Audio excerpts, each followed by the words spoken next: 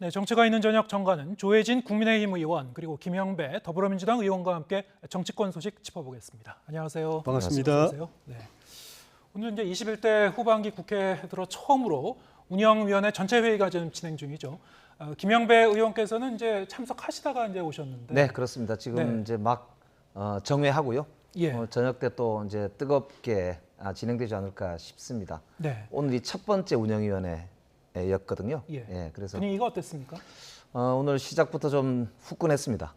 이제 그 사적 채용 문제뿐만 아니고 인사 참사 그리고 대통령실에 이제 여러 가지 뭐 이 논란들이 있지 않습니까? 관저공사를 좀 특혜를 줬다든지 이런 논란들이 많은데 무엇보다는 비서실장을 비롯해서 이 수석들의 답변 태도가 굉장히 좀 오만하다는 지적이 아까 터져 나왔습니다. 그래서 이제 대통령실이 자료 제출 안 하고 이런 거야 뭐 그럴 수도 있는데 태도가 오늘 좀 국민들 보시기에 좀 민망할 정도로 약간 오만하다 이런 지적을 아까 받았는데 저녁 때는 아마 내용적으로도 훨씬 더 뜨거운 이제 운영위가 되지 않을까 싶습니다. 네.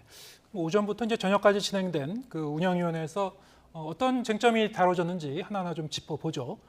뭐 여러 가지 이제 안건이 올라와 있을 텐데 주로 이제 이 국가인권위원회 위원장이 출석한 가운데 뭐 경찰국 문제라든가 뭐 이런 부분에 이제 주안점을 두고 얘기가 진행된 것 같아요. 어떻게 보셨습니까? 경찰국 문제는 저는 정말 이해할 수가 없는 부분입니다. 그 전에 정권까지는 이제 민정수석실이 있어가지고 네. 법적으로는 경찰청장이 경찰 인사 안을 갖다가 행안부 장관에게 이제 추천을 하면은 그 행안부 장관이 대통령에게 제청을 해가지고 대통령이 이제 결재하는 그런 형태로 되어 있는데 어느 정권 할 것 없이 그런 공식 라인은 사실상 무력화되고 청와대 민정실에서 주로 이제 청와대 파견되어 있는 치안비서관을 매개로 해가지고 경찰청장하고 직접 소통을 해가지고 거기서 웬만큼 다 합의하고 그다음 공식적인 절차는 요식행위로서 이미 정해진 안을 경찰청장이 행안부 장관에게 제출하면 행안부 장관이 대통령에게 제출하고 그러면 사실상 거의 손 안 보고 그대로 그 절차는 요식행위고 실질적으로 그 이전에 물밑 대화로서 다 명단을 확정하고 그렇게 했기 때문에 행안부 장관의 역할이 거의 없었죠. 네. 중간에 요식행위한 과정일 뿐이고 근데 그걸 주도했던 민정수석실을 윤석열 대통령이 없앴거든요. 그러니까 이제는 공식 라인에서 제대로 그게 걸러지고 검증이 돼서 대통령에게 올라가야 되는 거예요. 그러다 보니까 공식 라인의 중간에는 행안부 장관, 행안부밖에 없는데 여기서 제대로 역할을 안 하면은 이제 사고가 나게 돼 있는 거죠. 그러니까 결과적으로 볼 때는 민정수석실에서 물밑으로 작업했던 그 권한이 공식 절차를 통해서 행안부 장관에게 왔고, 근데 행안부 장관도 뭘 알아야 그걸 제대로 걸러가지고 대통령에 보고를 하는데 그런 걸 갖다 보좌하기 위해서 경찰청에서 파견된 경찰들을 중심으로 해가지고 경찰국을 만들고 거기서 그 경찰국에서 인사를 비롯한 여러 가지 대통령에게 보고할 자료들을 만드는 그건 굉장히 어떻게 보면은 물밑에서 진행되던 인사 작업이 수면 위로 이제 공개적으로 투명하게 된 건데 제도화된 건데 제도가 무력화되어 있던 형해화되어 있던 껍데기에 있던 제도가 살아난 건데 그 경찰로서는 환영할 만한 일이고 굉장히 좋은 일인데 그거를 거꾸로 말을 하니까 그러면은 경찰이나 아니면 야당에서는 옛날처럼 민정실에서 알아서 하고 좀 행안부 장관은 그냥 덜러리만 쓰고 그 체제가 더 나았다는 건지 저는 좀 궁금해요. 네. 조 의원께서는 이제 경찰국이 민주적으로 이제 공개적으로 이렇게 경찰을 통제하겠다는 기분인데 왜 이렇게 반대하는지 모르겠다 그런 말씀을 해주셨고 오늘 그 운영위원회에서는 이제 인권위원장이 출석한 가운데 경찰의 뭐 인권 침해 소지라든가 이런 게 대해서 좀 의견을 묻는 그런 과정도 있었죠. 예, 그렇습니다. 오늘 인권위원장이 이제 경찰국 신설 과정에서 이제 국민의 인권이 침해될 소지가 있다는 지적이 있는 것에 대해서 알고 있다. 네. 이런 발언을 하셨는데 이렇습니다. 그러니까 가만히 기억해 보시면은 87년 6월 항쟁 직전에 박종철 학생을 고문치사하는 과정에서 그 당시 치안본부죠. 내무부 산하에 있던 그러니까 경찰이거든요. 치안본부장이 발표를 그렇게 합니다. 그러니까 탁 치니까 억하고 죽었다. 그러니까 정말 말도 안 되는 경찰의 발표였지 않습니까? 국민들이 분노하고 87년 6월 항쟁이 일어났어요. 그리고 이제 91년도에 결국에는 여야 합의로 그 당시에 대통령이 이제 노태우 대통령이었거든요. 여야 합의로 국회에서 내무부에서 치안 업무를 삭제하고 치안국을 없애는 법을 만들었습니다. 그리고 31년간 진보 보수 정권 없이 모든 정부가 이 합의를 존중해서 행안부 장관 밑에 경찰위원회를 두고 그 경찰위원회가 경찰 업무를 보면서 이 견제와 균형의 원리에 의해서 작동하도록 하고 경찰 인사와 관련돼서는 재청권을 행안부 장관이 행사를 하면서 전체의 이 정부의 거버넌스를 만들었던 것입니다. 그런데 이제 와서 행안부 장관이 경찰국을 갑자기 만들겠다고 하는 것은 아무리 봐도 검찰에 있는 수사권이 경찰로 넘어가니까 검찰만 가지고는 권력기관 장악이 안 되겠다고 하니까 정권에서 자기 입맛대로 경찰의 수사권을 장악하고 결국에는 권력기관을 자기 정권의 입맛에 맞게 활용하겠다고 하는 것밖에 더 되겠느냐. 그러니까 만약에라도 이거를 경찰국을 꼭 신설해야 되겠다는 합리적 이유가 있다면 법을 바꿔서 하면 되는 것이거든요.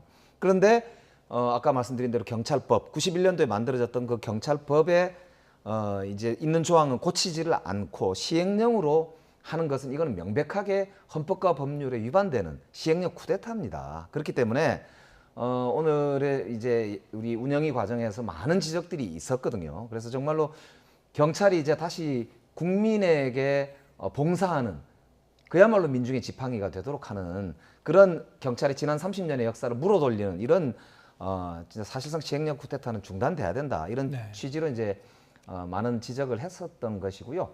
특히 이제 오늘 의미가 있었던 것은 국가인권위원장께서 거기에 대해서 굉장히 시민사회 의견을 잘 듣고 있고 또 국가기관으로서 필요한 역할을 하겠다는 말씀을 하신 것에 굉장히 고무적인 그런 이제 저는 느낌을 받았습니다. 네. 이런 그 경찰국 관련 그 논의가 계속 이어졌는데 운영위에서는 이제 대통령실도 이 여러 가지 이제 이슈가 되고 있으니까요. 네네.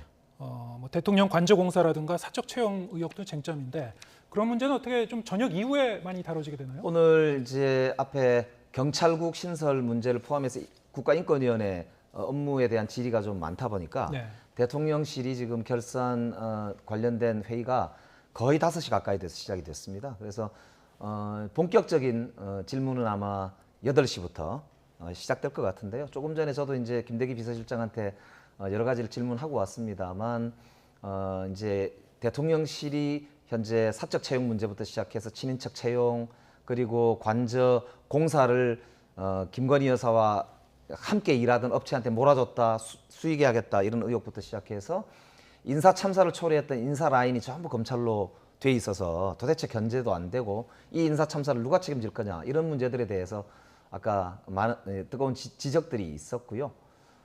마지막으로 이제 김은혜 수석이 아까 홍보수석으로 임명된 데 대해서도 이렇게 지적이 있었어요. 왜냐하면 선거 과정에서 재산 신고를 의도적으로 15억 가까이 누락해가지고 그 투표장 밖에다가 이렇게 표시를 하는 아주 이례적인 상황까지 맞이한 그런 이제 부적격자를 이렇게 홍보수석으로 다시 회전문 인사를 하는 게 과연 윤석열 대통령이 말하는 공정과 상식이냐 이런 지적도 있었거든요. 그래서 오늘 국민들 앞에 좀 속 시원한 그런 이제 지적과 답변이 있을 것으로 그렇게 기대를 하고 있습니다만 좀 저녁 때 지켜보셨으면 좋겠습니다. 네. 지금 말씀하신 그런 그 대통령 관저공사 문제라든가 사적 채용 의혹 이와 관련해서 이제 이 민주당 쪽에서 국정조사 연구소를 국정조사 요구서를 이제 제출을 한 바 있죠. 자, 이게 사실은 여야 합의로 논의가 돼야 되는 문제인데 국민의힘에서는 이걸 받지 않겠다는 입장이에요. 지금 어떻게 전망하고 계십니까? 앞으로 어떻게 이야기가 풀릴까요? 국정조사를 하든 특검을 하든 지난 정권 5년 동안에 그 문제됐던 것 또 여러 가지 실정이나 소위 말하는 신적 변화 그 정리하는 것도 아직 제대로 스타트도 안 됐는데 네. 출범한 지 이제 100일 된 정권을 상대로 해서 국정조사 특검 심지어 우리 또 박홍근 민주당 원내대표께서는 국회 대정부 질문 때 대통령 취임하고 2달째인 때 탄핵 이야기까지 하시고 참 이러면은 뭐 허니문까지는 모르겠습니다만은 그래도 야당이 이 집권 여당이나 정부에 대해서 국정 잘잘못을 따지고 나중에 잘못했을 때 책임을 묻고 또 선거 때 그걸 중간 평가하고 하려고 하더라도 기회를 줘야 되는 거거든요. 법도 한번 부동산 개혁하겠다고 하니까 뭐 또 뭐 여러 가지 연금 개혁, 노동 개혁, 뭐 교육 개혁 하겠다고 그러니까 국회에서 그럼 기회를 줄게 한번 해봐라 하고 법안이 오면 빨리빨리 통과시켜주고 예산도 요청하면 해주고 그러고 나서 실력 한번 보자 그랬는데 도와줬는데도 기회를 줬는데도 못하면은 당연히 국민들이 지켜보고 있으니까 평가를 하게 될 거고 그러면 다음 선거 때 그게 심판을 받게 될 텐데 그런 기회는커녕 아예 그냥 2달 만에 탄핵 이야기하고 석 달 만에 국정조사하고 특검까지 이야기하고 그러면 우리는 아무것도 할 수가 없습니다. 국회 의석수 자체도 지금 뭐 아무것도 할 수 없는 그런 구조인데다가 처음부터 뭐 탄핵 국정조사 특검 이러면은 그거 방어하느라고 할 수가 없어요. 일할 수가 없습니다. 그러면 나중에 우리가 책임지려고 해도 책임질 게 없어요. 국민들이 볼 때도 네. 절대적으로 의석수 불리한 여당이 뭐 한번 해보려고 그러는데 딱 지켜보니까 초장부터 완전히 마구 흔들어 놓더라. 그러면 나중에 지난 21대 총선이 사실은 우리 국민의 야당인 국민의힘은 중간평가 정권 심판해가지고 그냥 압도적으로 이기려고 그랬는데 거꾸로 우리가 되치기 당해가지고 야당 심판을 당해버렸거든요.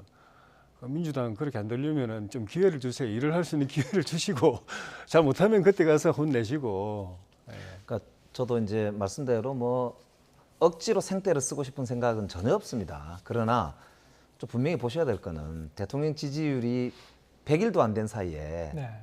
20% 초반대까지 내려갔었다는 것은 이건 심각한 사실 문제가 있다는 것을 스스로 자각해야 되거든요. 사실 이 조금 전에 이제 국정조사 말씀이 있었는데 그 내용이 이런 거거든요. 이제 갑자기 멀쩡한 청와대를 놔두고 어느 날 갑자기 용산으로 가겠다고 그것도 공약은 광화문 시대를 열겠다는 것이었잖아요. 근데 용산으로 가겠다고 그랬어요. 근데 가려면은 준비가 필요한데 아무런 준비 없이 하다 보니까 지금 외교부 장관 공관을 이제 쓰겠다고 최종적으로 관저가 결정이 됐는데 알고 보니까 거기에 공사를 하는 업체가 수의계약으로 그 공사를 따냈고 그 업체가 알고 보니까 코바나 컨텐츠하고 즉 김건희 여사랑 같이 일을 했던 그런 업체고 그것도 보니까 수의계약도 보면은 이 공고를 5일 정도 내야 되거든요. 근데 그걸 단 3시간 냈다는 거 아닙니까? 그리고는 계약을 했다고 하니까 이게 이제 문제가 심각한 거죠. 법을 다 위반한 거거든요. 그런데다가 또 보니까 그 문서에도 보면 어떻게 되어 있냐면 공사 장소가 세종시로 되어 있어요. 그러니까 이게 허위 공문서인 겁니다. 그러니까 이제 이런 의혹들이 있는데도 대통령실에서는 사실 최영범 전 홍보수석께서 국회 운영위가 열리면 다 해명할 수 있고 얼마든지 해명할 것이다라고 답변을 해왔어요. 그런데 오늘도 아까 잠깐 질의가 있었습니다만 전혀 답변이 없습니다. 그냥 행안부에서 하는 일입니다. 이렇게만 답변을 하고 그게 도대체 얼마나 더 예산이 증가했는지 전용을 얼마나 더 했는지 전혀 답변을 하지 않고 있습니다. 그러니까 이건 자초한 것이거든요. 그러니까 저도 의혹이 있으면 대화를 통해서 풀리면 끝나는 거지 않습니까? 그런데 전혀 국민과 소통하지 않고 야당과 자료도 주지 않고 소통도 안 하면서 생떼다 이렇게 하는 거는 이게 좀 제가 보기에는 여당과 청와대 그러니까 대통령실이죠. 떳떳하지 못한 태도입니다. 그렇기 때문에 지금이라도 대통령실이 이런 의혹에 대해서 전말을 공개하고 자료를 제출하고 국민들에게 양해를 구할 것은 구하고 실수가 있었다면 다시는 반복하지 않을 수 있는 조치를 약속을 하면 되는 것이다. 저는 그 말씀을 드리고 싶고 오늘 제가 저녁 때 김대기 비서실장을 비롯해서 우리 대통령실 직원들에게도 꼭 그거를 이제 제가 말씀드린 대로 밝힐 건 밝히고 제출할 건 제출하고 양해를 구할 건 양해를 구할 것을 오늘 말씀을 드립니다. 그렇지 않으면 이 국정조사 요구가 점점 국민적으로 커질 것이다. 그걸 분명히 말씀드립니다. 네. 방금 말씀하신 이제 이 관저공사 관련 의혹도 결국에는 이제 대통령 배우자와 관련된 그런 사안이긴 합니다만 지금 여야 모두 이른바 이제 배우자 리스크가 다시 좀 부각되고 있어요. 오늘 같은 경우에 이제 이 이재명 의원의 이 배우자 김혜경 씨가 이제 경찰에 출석을 했죠. 예. 이게 의혹이 제기된 지 한 반년 만에 이게 좀 늦게 출석을 하게 된 건데 수사 결과 어떻게 전망하고 계신지요? 그 의혹은 지난 이제 그 대선 과정에서 이제 의혹이 제기되고 경찰 수사도 착수가 됐는데 사안이 그렇게 뭐 복잡한 사안 같지는 않은데 네. 생각보다는 수사가 지금 시간이 많이 걸렸습니다. 그 이제 예를 들면 뭐 대통령 이재명 후보가 대선 출마 선언하고 나서 직후에 그 김혜경 여사가 이제 서울 시내에서 지인 3명하고 식사를 했는데 그 중에 본인은 이제 그 캠프 이재명 후보 캠프의 카드로 결제를 하고 나머지 뭐 3사람은 뭐 다르게 카드를 다르게 이제 결제를 했다고 그러는데 그런 해명을 했는데 오늘 이제 출석을 했으니까 그걸 포함해서 여러 가지 의혹에 대해서 다 이제 질문 답변하고 진술을 받고 뭐 확인한 가능한 범위 안에서 이제 확인을 했겠지만은 우리 상식으로 볼 때 4명의 지인이 식사를 했는데 각자 더치페이도 아니고 한 명은 뭐 자기 캠프에 남편 후보 사무실 카드로 계산하고 나머지 3명은 뭘로 계산했는지 잘 모르겠다. 나중에 알아보니까 경기도 법인카드로 했다고 그러더라. 난 그것도 몰랐다. 이렇게 말하는 게 상식이 안 맞는 일이죠. 그래서 그에 대해서 오늘 뭐 경찰에서 충분히 뭐 사실 확인을 했을 거고 나머지 또 여러 가지 의혹들이 있고 또 이미 보도가 됐지만 그 과정에서 또 참고인 조사를 받은 사람이 또 불의의 그런 이제 사망을 하는 일도 있고 그런 것들이 이 국민들이 볼 때는 이재명 후보와 그 가족과 관련된 여러 사건들에는 우리 상식을 뛰어넘는 일들이 계속 발생을 하니까 그 전모가 사실은 궁금한 거예요. 어떤 일이 작용을 하길래 무려 4명이나 사람이 죽어나가는 그런 전례가 없거든요. 본인은 아무 알지도 못하고 이재명 후보 본인부터 알지도 못하고 관계도 없고 아예 그냥 전혀 무관한 일이라고 하는 일에 전혀 세상에 없었던 그런 그 비극적인 일이 계속 발생을 하니까 사실은 그런 배경까지도 철저하게 규명이 돼야 국민들이 납득을 할 수 있을 것 같아요. 법적인 책임은 물론 당연히 그 확인되면 책임을 져야 되겠지만은요. 네. 근데 좀 이 사건이요. 생각보다 너무 많이 부풀려져 있습니다. 그게 뭐냐면 오늘 김혜경 여사가 출석한 핵심적인 내용이 뭐냐면 금방 얘기했던 대로 딱 한 건인데요. 김혜경 여사와 나머지 3명이 밥을 먹었고 26,000원 그거는 이재명 후보 캠프의 카드로 김혜경 여사 본인 식대는 계산했고 나머지 3명 거는 따로 계산이 됐다. 그런데 이 3명께 경기도 법인 카드로 이제 계산이 된 것이다. 즉 78,000원 사건이거든요. 3명 곱하기 26,000원 하니까요. 그게 이제 민주당 그 예비 경선이 끝난 직후에 맞습니다. 어떤 특정 날짜에 그렇게 했다는 맞습니다. 그런 부분이 있고 그래서 그 한 건 그거 외에도 이제 뭐 사적인 심부름이라든가 아니면은 근데 그거는 김혜경 여사와 관련해서 이 관련성이 지금 입증된 게 없어서 네. 제가 보니까 오늘 경찰 조사 내용에는 포함이 됐는지 안 됐는지를 확인해 봐야 되는데 돼 있지 않은 것으로 제가 지금 보이는데 그건 예, 확인해 추정을 하신다는 거죠. 해봐야 저희 되겠는데요. 이제 기자 이 리포트에서는 그런 포괄적인 그런 내용을 포함해서 아마 조사가 이루어질 것으로 보인다 이렇게 저희가 전했습니다. 물어는 볼 수는 있겠지만 아마 근거 있게 그게 조사가 된 것 같지는 않다는 게 저희들이 지금 현재 생각하고 있는 그 내용인데요. 어쨌든 이 78,000원 요 달랑 이걸 가지고 지금 6개월 이상을 한 나라의 대통령 후보자와 후보자 배우자에 대해서 마치 법카 이러면 큰 문제가 있는 것처럼 지금 부풀려서 이용하고 또 이용해 왔단 말입니다. 그 이제 다음 달 9일이 공소시효니까요. 그러니까 공소시효 기간 동안 내내 우려먹은 거거든요.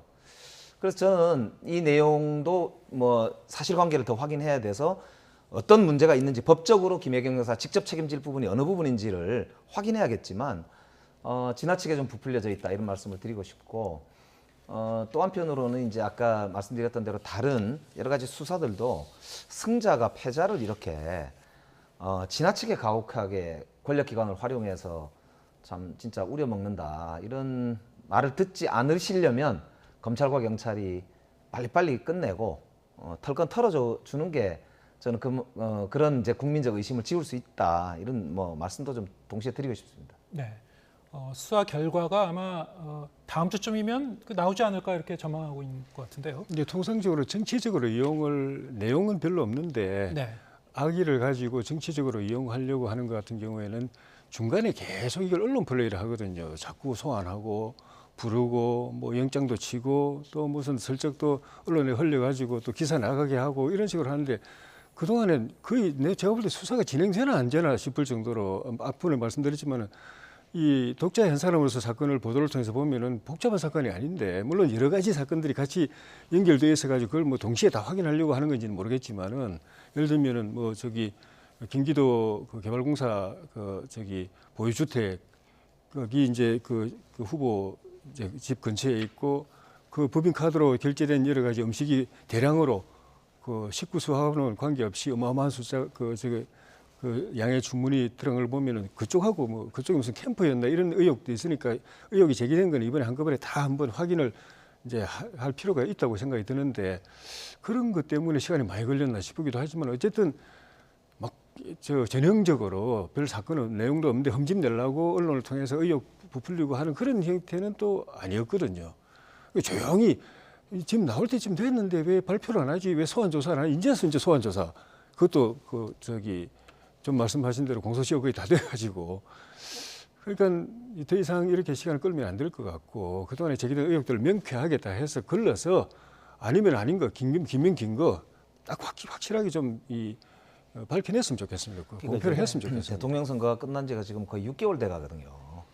중간에 지방선거가 있긴 했지만 사실 대통령 선거 기간 중에 제기된 의혹들인데 뭐 수사기관의 여러 가지 어려움이나 애로를 생각하더라도 저는 새 정부가 들어선 직후 정도는 이런 수사들이 다 끝날 수 있었던 단순한 건들도 많단 말입니다.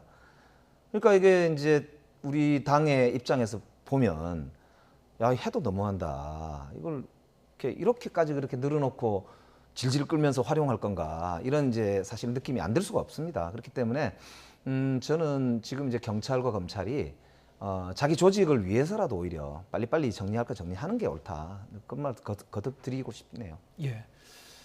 저희가 이제 여야의 이제 배우자 리스크가 부각되고 있다고 제가 말씀드렸습니다만 관련해서 이제 특별감찰관 제도도 이제 여야 간의 좀 합의하에 추천이 이루어지는지 그것도 좀 이 사정을 들어보면 좀 간단하지는 않은 것 같습니다. 여러 가지 뭐 몇 가지가 이제 연계돼 가지고 여야 간에 좀 더 논의가 필요한 것 같은데 그 문제는 이제 다음번에 또 두 분 네. 모시고 좀 심도 있게 얘기해 보도록 하겠습니다. 오늘 말씀은 여기까지 듣겠습니다. 조혜진 국민의힘 의원 그리고 김영배 더불어민주당 의원과 함께했습니다. 고맙습니다. 고맙습니다. 맞습니다.